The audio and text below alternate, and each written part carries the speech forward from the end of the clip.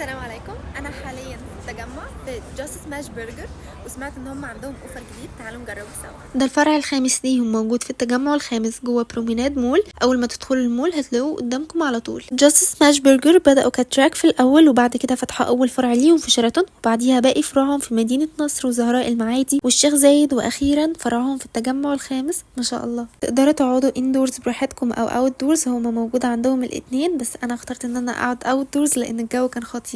بالنسبة للأوفر اللي هم عاملينه، هو عبارة عن 2 ساندويتش، واحد تشيكي وواحد دبل سو كلاسيك، 2 فرايز و2 في كولا، وكل ده ب 360 جنيه بس. في الدبل سو كلاسيك على كل باتي برجر 2 سلايزز من الامريكان تشيز، معاهم كاتشوب ومستردة وخيار مخلل وبرون واز اونيون. طعمه كان حلو قوي، بالذات لما حطيت معاه فرايز من فوق، كان تحفة ما شاء الله. الساندويتش التاني هو عبارة عن فراخ مفرومة محشية جبنة ومعاها خس ومايونيز، وكان تحفة. ده كان اكتر واحد عجبتني قوي الفرايز بتاعتهم، بالذات التوابل كانت جميلة قوي ما شاء الله.